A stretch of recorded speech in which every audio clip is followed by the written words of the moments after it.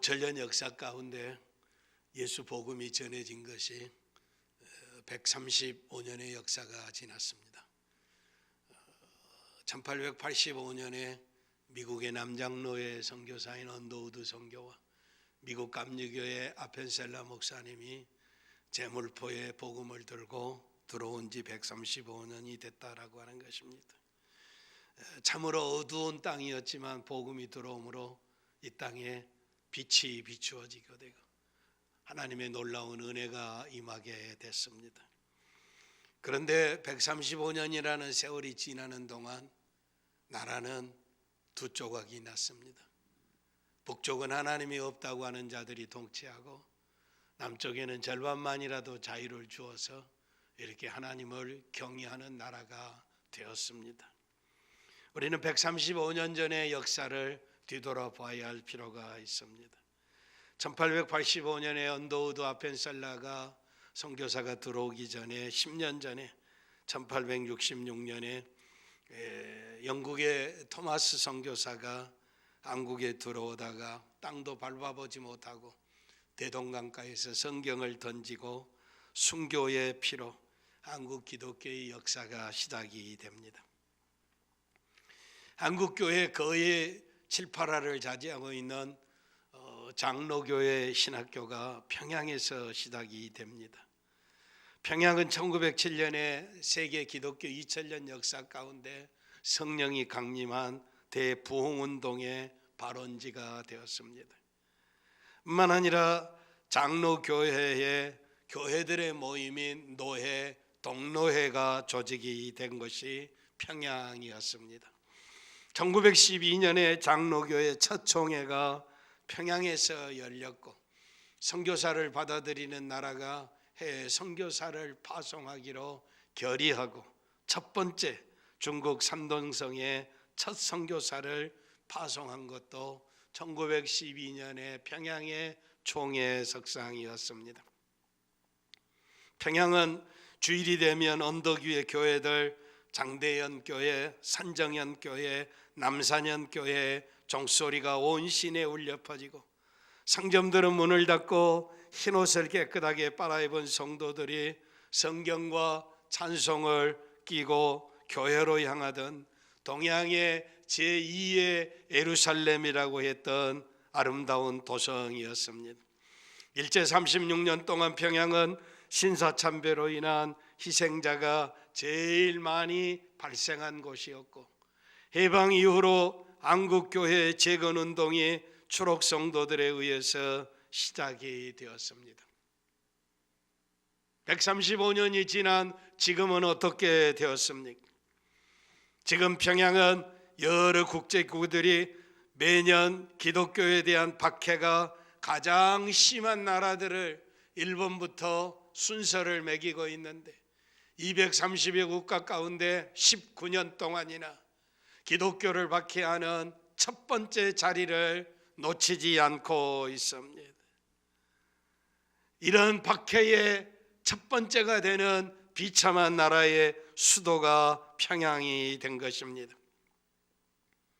북한인권정보센터라고 하는 곳에 북한 종교 자유 백서를 발표했습니다. 그런데 지금 남한에 와 있는 탈북인 출신 33,000여 명이 북한에 종교의 자유가 없다고 99.6%가 이야기하고 있습니다. 거의 100명, 33,000명이 다 북한에는 종교가 없다고 이야기하고 있는 것입니다. 신앙생활을 하다가 끌려간 사람들의 60%를 살았는지 죽었는지 생사를 알 수 없다고 그럽니다. 박해 중에 사망을 당한 사람이 17%이고 생존율이 22%밖에 되지 않는다는 것입니다. 예수 믿는다고 하는 이유 때문에 10명 중에 8명이 죽고 2명만 겨우 생명을 부지하고 산다라고 하는 것입니다.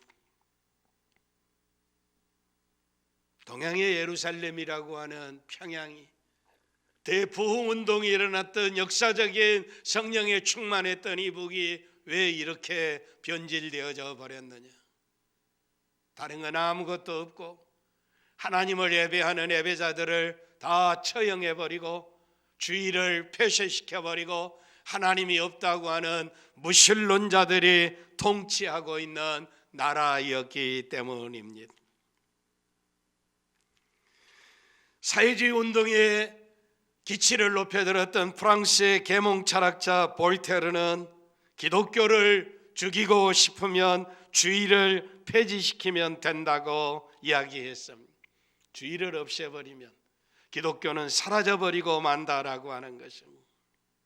오늘 한국 교회가 힘을 잃어가는 가장 근본적인 원인은 주의를 거룩하게 지키는 일이 쇠퇴해 가고 있다라고 하는 것입니다. 절반만이라도 자유를 허락해 주셨는데 이 땅에 베풀어 주신 이 자유와 평화와 번영과 발전이 전 세계에 선교사를 두 번째로 많이 파송하는 나라가 되었는데 이제는 이 문이 닫혀져 가고 있다라고 하는 것입니다. 이 자유, 이 평화, 이 번영, 이 선교, 이 행복이 문이 닫혀져 버리면 한국 서울이 평양이 되어져 버리고 남한이 하나님이 없는 나라가 되어져 버리면 우리는 비참해질 것이라는 것입니다. 오늘 본문의 여인은 남편을 5씩이나 두었던 사마리아의 수가성의 여인이었습니다. 어두움 속에 세상을 살아가고 있는 참으로 불쌍한 여인이었습니다. 남편을 5씩이나 두었지만 행복하지 못했습니다. 질고와 고난 가운데서 삶의 문제를 해결하기 위해서 하나님 한 분 외에는 없다는 것을 알았습니다. 그래서 하나님 앞에 예배하기를 원하는데 어디 가서 예배해야 할지를 알지 못하고 있습니다. 사마리아 성 사람들은 세겜이나 단이나 베델에 가서 예배를 드리라고 그러고 유대인들은 예루살렘에 가서 예배를 드려야 한다고 서로 주장이 다르기 때문이었습니다. 오늘 본문의 말씀은 이 불행한 여인, 동일한 처지에 있는 오늘 우리와 세계 만민에게 주시는 인류의 구세주이신 예수 그리스도의 답변이십니다. 먼저 아버지께 예배하는 자들은 신령과 진정으로 예배할 때가 나니 곧 이때라라고 말씀하고 있습니다. 하나님은 신령과 진정으로 예배하는 자들을 찾고 계십니다.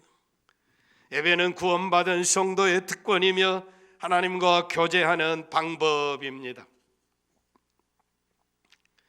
영어를 쓰는 사람들은 예배라고 하는 것을 워십이라고 하는데 워스라라고 하는 것은 최고의 가치입니다. 쉽이라고 하는 것은 신분을 이야기합니다. 예배라고 하는 것은 최고의 영광, 최고의 가치, 최고의 위엄, 최고의 존경을 받을 분에게 드리는 것이 예배다라고 하는 것입니다. 누가 이런 예배를 받으시기에 합당하십니까? 하늘과 땅을 창조하신 전능하신 하나님이십니다. 하나님은 만물을 창조하시고 창조하신 그 모든 만물을 다 통치하고 계시는 하나님이십니다. 하나님은 영광을 취하시는 하나님이십니다. 그러므로 이 땅에 살아가는 예배는 창조주이시고 통치자이시고 영광을 받으시는 하나님 앞에 예배해야 한다라고 하는 것입니다. 하나님 앞에 예배하게 될 때 그 영광에 참여하는 것입니다. 불의하고 타락한 세상에서 빠져나와 주님께 구별되어진 영광의 자리에 참여한다는 것은 결코 작은 일이 아닌 참으로 복된 자리라고 하는 것입니다. 세상의 사람들이 모여서 하는 일들이 무엇입니까? 정치와 경제와 사회와 먹고 마시고 춤추고 노래하고 시집가고 장가가고 사고 팔고 하는 일들입니다. 사람들은 다 그 자리에 참여하기를 원하고 그 자리에서 자기들이 주장하기를 원하고 그 자리에서 자기가 이름을 높이기를 원한다는 것입니다. 그런데 그 자리는 다 죄를 향해 가는 일이고 멸망해 가는 일이고 파멸의 길이라고 하는 것입니다. 예배는 마땅히 영광을 받으셔야 할 하나님 앞에 모여 하나님께 영광을 돌리는 자리에 참여하는 것이므로 말미암아 복 중에 복이다라고 하는 것입니다. 예배는 순기하신 주님이 자기 자신의 약물 위에 믿음을 강화하기 위해서 은혜의 수단이 말씀과 성령을 통해서 가르치고 꼴을 먹이시며 위로하시는 사역의 현장이다라고 하는 것입니다.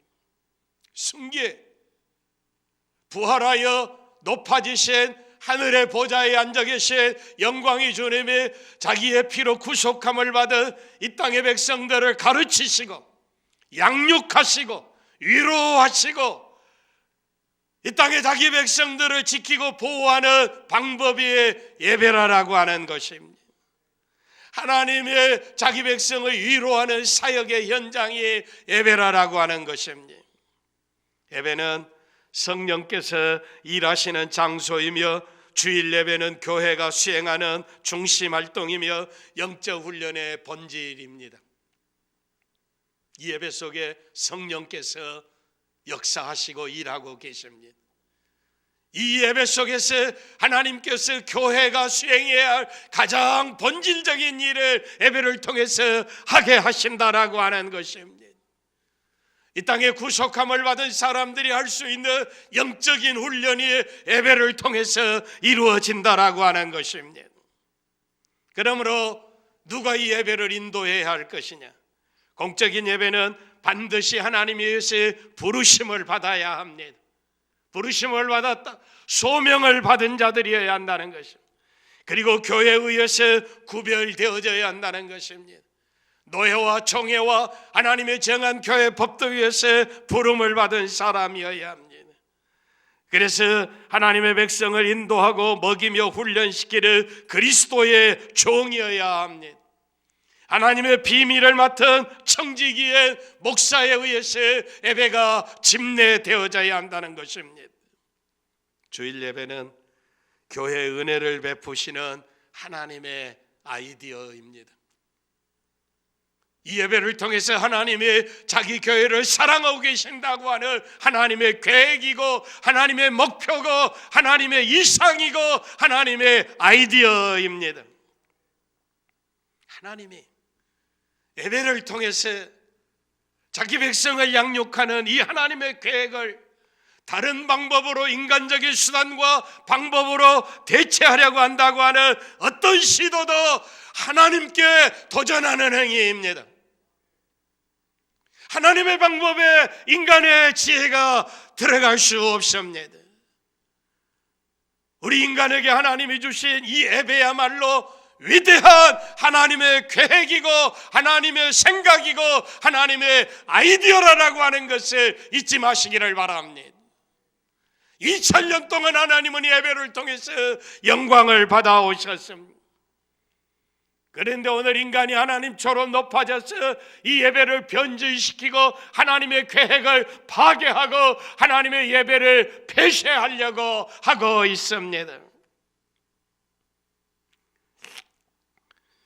예수를 믿지 않는 불신자들이나 아직도 예수 그리스도를 믿지 않는 유대인들이나 이단들은 주의 부활의 날이 얼마나 큰 것이고 안식일의 주인이 그리스도이신 진리를 알지 못합니다. 그리스도께서 사망의 권세를 이기시고 부활하심으로 말미암아 인생의 모든 짐을 다 풀어버리셨습니다. 예수님이 사망을 이기고 죄를 정복하고 사탄을 정복하고 세상을 이김으로 말미암아 참된 평안을 주셨습니다. 죄사함을 얻게 하는 놀라운 은혜를 베풀어 주셨습니다. 영원히 사는 생명을 허락해 주신 것입니다. 주일 예배는 이 땅에서 고달픈 순례자의 길을 걸어가는 그리스도인들에게 매주 만나는 은혜의 샘물임이 분명합니다. 목마른 수가성의 사마리아 여인에게 생수를 달라고 하는 것, 신령과 진정으로 예배하라고 답변하고 계시고 있습니다. 은혜의 샘물입니다. 여러분이 이 세상을 살아가는 동안 행복하고 평화롭고 목마른 갈증을 해결할 수 있는, 문제를 해결할 수 있는 참 평화와 참 기쁨과 영생을 얻는 길이 예배에 있음을 기억하시기를 바랍니다. 주일 아침과 저녁 예배를 통해서 하나님께서 우리와 우리의 가족들에게 주시는 영적인 유익을 마음껏 누리시기를 바랍니다. 열렬한 기대를 가지고 기쁜 마음으로 주일 예배에 참여하시기를 바랍니다. 평강의 하나님이 친히 너희를 거룩하게 하시고 너희의 온 영과 혼혈과 몸이 우리 주 예수 그리스도 강림하실 때까지 흠없게 보존되기를 원하노라. 두 가지입니다. 친히 너희를 거룩하게 하시고, 오늘 우리가 거룩하고 영광의 주님이 오실 때까지 우리의 혼과 영과 몸이 흠없게 보존되기를 원하신다라고 하는 것입니다. 어떻게 거룩해집니까? 영광의 주님 오신 그날까지 흠없이 보존될 것입니까? 평강의 하나님이 친히 너희를 거룩하게 하신다는 것입니다. 하나님이 우리를 거룩하게 하시고 하나님이 우리를 흠없게 보존시킬 터인데 어디 가서 이 역사, 이 은혜, 이 복을 받겠느냐라고 하는 것입니다. 안식 후 첫날 예수 그리스도께서 부활하셨으며 제자들에게 나타나셨습니다. 사도들은 매주 첫날 주의 날에 모였습니다. 사도 요한이 주의 날에 밤모섬에서 하늘의 신령한 계시를 보고 장차 될 일에 대한 하나님의 말씀 음성을 들었습니다. 사람이 사람을 보면 도토리 기적입니다. 우리가 잘나봐야 아무 의미가 없습니다. 그런데 하나님의 눈으로, 하나님이신 예수 그리스도의 눈으로 사람의 마음을 보면 악한 생각과 살인과 간음과 음란과 도적질과 거짓 증언과 비방이라라고 말씀하고, 인간의 마음이 온통 죄악으로 가득 차 있다는 것입니다. 영혼이 죽어버린 자들입니다. 죽어버린 영혼이 어떻게 하나님을 볼 수가 있습니까? 어떻게 하나님을 영화롭게 할 수 있습니까? 하나님의 은혜가 없이는 아무도 주를 볼 수 없는 줄 믿습니다. 그러므로 이브리 기자는 우리는 긍휼하심을 받고 때를 따라도 없는 은혜를 얻기 위하여 은혜의 보좌 앞에 담대히 나아갈 것이니라. 은혜의 보좌, 은혜를 베푸는 시은소입니다. 시은소. 은혜의 보좌 앞에 때를 떠넘는 긍휼을 얻기 위하여 은혜의 보좌 앞에 담대히 나가서 예배하는 것입니다. 예배할 때 하나님이 우리에게 은혜를 주셔서 우리가 거룩해지고 흠없이 보존되어지고 영광의 주님과 함께 영생의 낙을 누리는 날까지 보존될 줄 믿습니다. 하나님은 온 우주의 창조자이십니다. 놀라우신 분이십니다. 그러므로 기쁨으로 여호와를 섬기며 노래하면서 그의 앞에 나아갈지어다. 여호와가 우리 하나님이신 줄 너희는 알지어다 라고 말씀하고 있습니다. 참으로 복 있는 백성은, 지혜로운 백성은 창조주 여호와 하나님이 우리의 하나님이신 것을 알고 인정하고 고백하고 찬양하고 예배하는 자들이라고 하는 것입니다. 그는 우리를 지으신 이시요 우리는 그의 것이니 그의 백성이요 그의 기르시는 양이로다. 감사함으로 그의 문에 들어가며 찬송함으로 그의 궁정에 들어가시 그에게 감사하며 그 이름을 송축할지어다라고 말씀하고 있습니다. 하나님의 전에 나가 그의 이름을 높이며 찬양하며 경배하는, 예배하는 그의 기르시는 양이 해야 할 마땅한 일입니다. 하나님은 이렇게 예배하는 자를 찾고 계신다고 말씀하고 있습니다. 하나님은 자기의 영광을 위해서 자기 백성들에게 복을 주시기 위해서 이렇게 예배하는 자들을 찾고 계십니다. 에덴 동산에서 하나님이 창조하신 그 동산에 살았던 아담과 하와가 죄를 짓기 전에, 불순종하기 전에 낙원에서 추방당하기 전에 하나님과 동행하면서 살았습니다. 행복한 삶을 산 것입니다. 그런데 불순종하고 죄를 짓고 타락해서 낙원에서 추방을 당했습니다. 불순종하고 죄를 짓게 되니까 자기들이 벌거벗은 것을 알았습니다. 수치스러운 것을 알게 된 것입니다. 죄를 짓고 나니까 이제는 하나님이 두려웠습니다. 죄 지은 인생은 수치스러운 인생이요 벌거벗은 인생이요 하나님이 두렵다라고 하는 것입니다. 그래서 낙원에서 추방을 당하고 땀을 흘려야 하고 해산하는 고통을 느껴야 하고 죄 가운데 살다가 죽게 되었습니다. 두 번째 사명 영원한 지옥에 기다리고 있다는 것입니다. 그런데 이런 저주스러운 인간을 하나님에게서 추방당하고 불순종하고 죄짓고 지옥에 가야 할 인생들을 건져 구원하기 위해서 하나님의 아들이신 예수 그리스도께서 이 땅에 십자가를 지시고 물과 피를 다 쏟으시고 구원해 주시고 하나님께 나아갈 수 있는 길을 열어주셨습니다. 하나님과 신령한 교제의 구체적인 행위가 예배입니다. 죄지은 인생, 불순종한 인생, 수치스럽고 부끄러운 인생, 하나님이 두려운 인생을 은혜의 보좌 앞에 나아갈 수 있는 담대한 믿음을 주신 것을 감사하시기를 바랍니다. 예배는 하나님과 신령한 교제를 나누는 행위입니다. 예배는 하나님의 구원받은 백성에게 내리실 특권입니다. 아담과 하와에서 박탈되어져 버렸던 그 은혜를 예수 안에서 회복한 것입니다. 하나님은 예배하는 자를 찾으셔서 오셔서 만나주시고 복을 주시는 분이십니다. 출애굽기 20장에 나를 사랑하고 내 계명을 지키는 자에게 천대까지 은혜를 베푸느니라. 나 여호와가 안식일을 복되게 하여 그날을 거룩하게 하였느니라. 천대까지 복을 주시. 안식일을 복주어 거룩하게 하셨다고 말씀하고 있습니다. 출애굽기 3장 18절에 출애굽하는 이스라엘 백성들의 대표인 모세에게 하나님께서 명령하십니다. 가서 내 백성을 나오게 해라. 그러면 내가 애굽의 왕 바로에게 무엇이라고 이야기할 것입니까? 이렇게 이야기하라. 너는 애굽 왕 바로에게 이르기를 히브리 사람의 하나님 여호와께서 우리에게 임하셨은지 우리가 우리 하나님 여호와께 제사를 드리려 하오니 사흘길쯤 광야로 가도록 허락하소서. 이스라엘을 출애굽시킨 이유가 여기 있습니다. 우리가 우리 하나님 여호와께 제사를 드리려 하오니 우리가 우리 하나님 여호와께 예배를 드리려고 하오니 사흘길쯤 광야로 가도록 허락하소서라고 하는 하나님의 이스라엘 백성들을 출애굽시킨 것은 예배하는 백성으로 영광을 받으시기 위함이었다는 것입니다.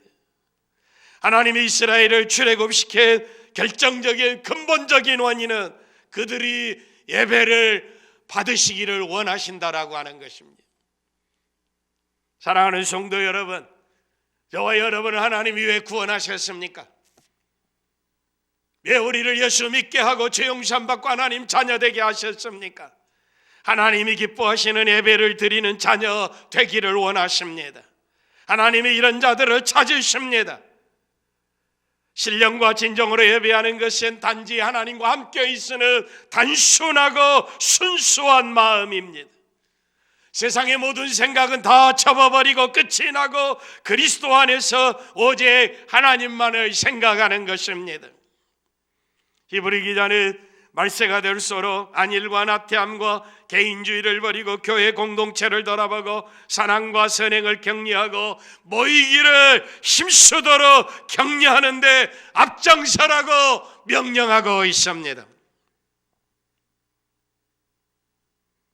나만만이라도 자유를 주셨는데 이 예배하는 자유가 도적을 맞고 있습니다. 이 예배하는 자유가 빼앗길 지경에 있습니다. 주의 거룩한 날이 훼손을 당하고 있습니다. 한국교회의 주의 성수가 무너진 가장 큰 원인은 세속주의입니다. 세속주의는 하나님보다 세상을 더 사랑하는 것입니다. 영원히 사는 생명보다 이 땅의 유한한 생명을 더 사랑하는 것입니다. 주 5일 근무제와 IMF를 통과하고 정보화 사회를 거치면서 우리 사회가 경제 중심의 시스템으로 구축이 가속화되므로 신앙생활에 대한 관심과 열정이 식어버렸습니다. 그 결과 다양한 세속적인 요새들이 교회 안으로 침투해 들어왔습니다. 이것을 이기지 못함으로 말미암아 주일 성수 개념이 신앙생활의 중심에서 이제는 성도의 생활의 부수적인 이치로 바꿔져 버리고 있습니다. 옛날에는 예수 믿으면 구원받으면 세례받고 출석하기 시작하면 주일이 모든 날의 모든 날입니다. 주일에 복을 받아야 일주일에 복 받는 날이라고 이야기합니다.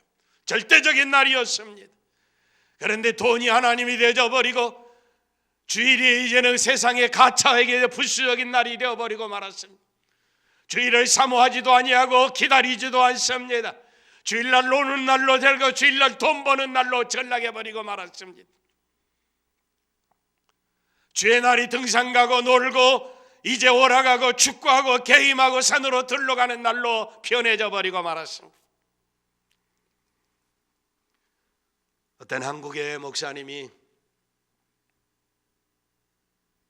우한폐렴이라고 하는 코로나 바이러스 19이라고 하는 이것 때문에 두려워하는 것보다 더 큰 두려움은 주 앞에 예배하는 이 자유를 빼앗겨버린 것이 더 두렵다고 이야기하고 있습니다.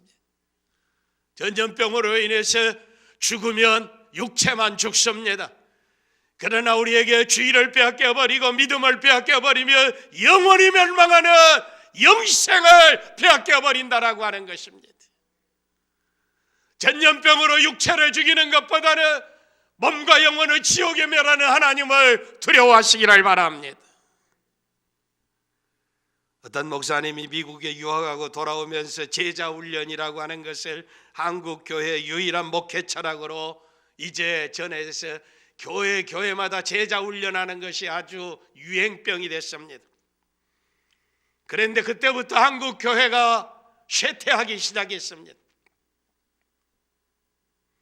그 교회에서 시작하는 걸 저녁 예배를 드리는 것보다 수백 명이 모여서 예배 드리는 것보다 순장 구역장 50명 모여서 훈련시키면 50명이 가서 500명을 못으로 하면 5,000명 5만 명이 되니까 숫자적으로 계산을 하게 되면 순장 교육시키는 것, 구역장 교육시키는 것이 주일 저녁 예배 드리는 것보다 더 훌륭하다고 생각했습니다. 계산적으로 타산적으로 행세하는 것입니다. 그때부터 이 교회가 큰 교회가 대표적인 교회가 존경받고 우러러보는 목사님이 주일 예배를 없애버리고 제자훈련 순장교육을 하게 되니까 너도 나도 다 제자훈련 한다고 주일 저녁 예배를 없애버렸습니다. 따라서 주일 저녁에 순장교육을 하면 괜찮은데 주일 저녁 예배가 석양 예배로 오후 예배로 변해져 버리고 예배 적당히 드리고 가서 축구하고 삼겹살 파티하고 극장에 가고 춤추고 노는 날 등산하는 날로 변해버렸어요. 거룩한 주일에 더럽혀져 버렸다고 하는 것입니다. 이때부터 한국 교회는 주일을 거룩하게 지키는 날에 폐가해져 버렸습니다. 기울어져 버리고 말았다는 것입니다. 제자훈련을 해야지만 제자훈련보다 더 중요한 것은 주일을 거룩하게 지켜야 하는 것입니다. 예배가 소그룹으로 이제 전략했을 때 적응하지 못하는 교회는 제자훈련하는 교회는 그대로 제자훈련하지만 하지 못하는 교회는 저녁 예배만 없어져 버렸습니다. 해 뜨는 것부터 해 지는 것까지 여호와의 영광을 찬양하는 일에 이 땅에서 주일을 거룩하게 지켜야 하는데 경제가 중심이 되어져 버리고 제자훈련하다가 저녁 예배가 없어져 버렸다는 것이 그러다가 주일 성수를 잃어버리고 말았다라고 하는 것이 한국 교회의 쇠퇴가 여기서부터 시작하는 것입니다. 그리고 예배를 인도하는 것을 노래 좀 부른다고 찬양한다고 열린 예배라고 그래서 지멋대로 강단을 점령하고 예배를 세속화시켜버리고 노래 부르고 세상 쫙 하고 이 열린 예배가 한국 교회를 타락하게 해버리고 말았다는 것입니다.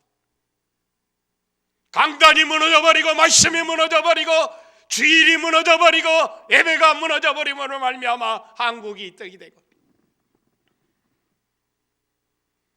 그래서 육신을 죽이는 전염병이 다 도래왔을 때 한국 교회가 다 문을 닫아버리고 예배가 폐쇄되어져 버리고, 전 염려가 있습니다. 하나님이 이렇게 예배하라고 그랬는데 세상이 권력자들이 전염병이 예배하지 마라고 그래서 예배당에 안 나오고 예배가 폐쇄되어져 버리고, 듣기도 싫은 무슨 예배로 전락해버렸는데, 이들이 다시 교회에 나오게 될 때 누가 교회를 나오게 할 것이냐? 하나님의 부르심을 받아 자원하는 마음으로, 기쁘고 즐거운 마음으로 예배당에 나와야 할 터인데, 이제 이 사람들은 권력자들이, 어둠의 세력들의 권세와 정사와 이런 능력을 가지고 있는 짐승의 세력들이 이젠 교회 가도 된다, 예배드려도 된다, 그러면 교회로 몰려올 것이 아니냐? 누가 하나님이냐 그 말이야.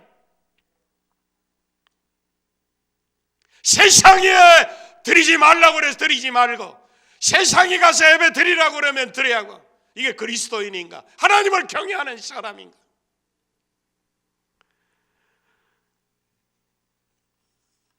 참으로 안타까운 미래가 우리를 기다리고 있는데, 동양의 예루살렘이라고 하는 평양성이 하루아침에 다 무너져 버렸어요. 그 산정의 교회에 저 김일성이 동상이 세워지고 김정일이 동상이 세워지고 금수강산 이제 거기에 무덤들이 묻혀지고 하나님의 거룩한 터전이 다 짓밟아 버렸는데, 남한 땅이 그렇게 되지 말라고 하는 법이 없어. 여러분, 여러분이 순교의 정신을 가지고 이 믿음을 지켜야 할 줄 믿습니다. 주의 날을 지켜야 할 줄 믿습니다. 하나님 앞에 예배하는 것은 타협해서는 아니 될 일이라는 것입니다. 노아의 홍수로 세상이 다 심판을 당했습니다.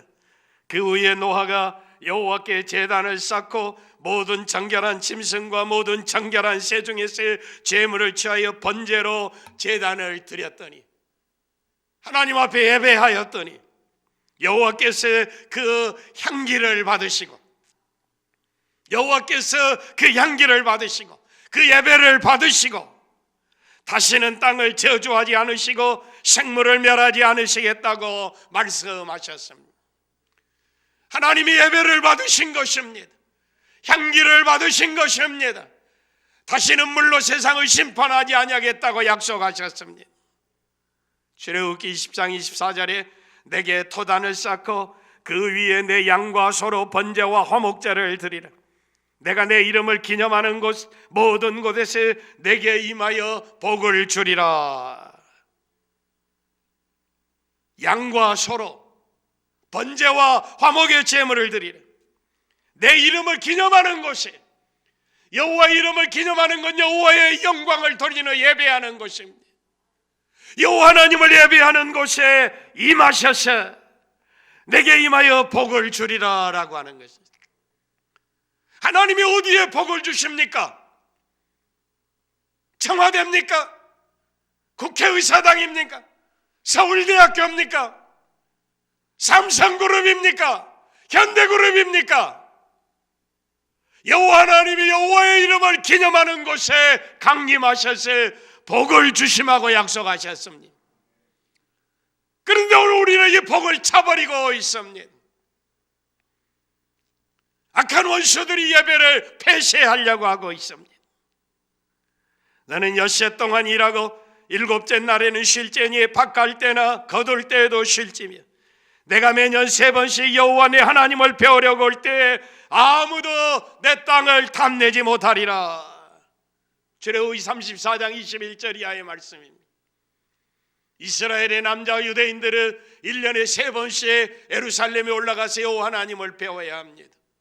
6월절, 무교절에, 그리고 오순절에, 77절에, 그리고 가을에 초막절에, 장막절에 1년에 3번씩 유대인의 모든 남자들은 예루살렘에 모여서 하나님 앞에 예배의 단을 쌓아야 합니다. 그때 문제가 있습니다. 성경의 역사는 전쟁의 역사입니다. 얼마나 많은 수많은 나라들이 이스라엘을 침략해 왔는지 모릅니다. 그런데 이 유월절과 오순절과 초막절을 지키게 될 때 전선을 지키고 있는 군인들도 다 놔버리고 예루살렘에 예배하러 온다는 것입니다. 유월절 절기를 지키러 오고 오순절 절기를 지키러 오고 장막절 절기를 지키러 온다는 것입니다. 그러면 국경은 누가 지키냐고 말이에요. 국경은 하나님이 약속하셨습니다. 하나님이 내가 매년 3번씩 여호와 내 하나님을 배우려고 올 때 아무도 내 땅을 탐내지 못하리라. 할렐루야. 하나님이 지키신다는 것입니다. 우리가 예배하러 올 때 하나님이 우리와 우리의 자녀들과 우리의 가정과 우리의 사업의 일터와 우리의 인생을 지켜주실 줄 믿습니다. 세상은 우리를 욕하고 조롱하고 비난할지라도 하나님이 복주시고 하나님이 지켜주셔야 할 줄 믿습니다. 그래서 신명기 6장 5절에 너는 마음을 다하고 뜻을 다하고 힘을 다하여 내 하나님 여호와를 사랑하라라고 말씀하고 있습니다. 오직 너희 하나님 여호와만을 경외하라. 그가 너희를 모든 원수의 손에서 건져내리라 하셨습니다. 하나님을 경외하면 하나님께서 원수들의 손에서, 질병에서, 사망에서, 원수 마귀들의 손에서 우리를 건져주실 줄 믿습니다. 시편 34편에 너희 성도들아 여호와를 경외하라. 그를 경외하는 자에게는 부족함이 없으리로다. 젊은 사자는 궁핍하여 줄일지라도 여호와를 찾는 자는 모든 좋은 것에 부족함이 없으리로다. 젊은 사자는 숲속의 맹수의 왕입니다. 늙은 사자가 아닙니다. 이빨 빠진 호랑이가 아닙니다. 젊은 사자입니다. 젊은 사자가 굶어 죽을 필요가 없습니다. 굶어 죽지도 않습니다. 그런데 젊은 사자가 굶어 죽을지라도 여호와를 경외하는 자에게는, 여호와를 찾는 자에게는 모든 좋은 것에 부족함이 없으리로다라고 말씀하고 있습니다. 말씀을 맺습니다. 마음과 힘과 뜻을 다하여 하나님을 사랑하고 주의를 거룩하게 지키고 하나님께 영광을 돌리고 이 땅의 저주를 제거하시는 성도 되시기를 바랍니다. 이 땅의 질병을 물리치는 것은 하나님께 있는 줄 믿습니다. 우리의 가정과 우리의 자손들과 우리의 산업을 지켜주시며 모든 좋은 것으로 풍족하게 하시는 여호와 하나님을 제일로 삼는 복된 성도들이 되시는 한 해가 되시기를 바랍니다.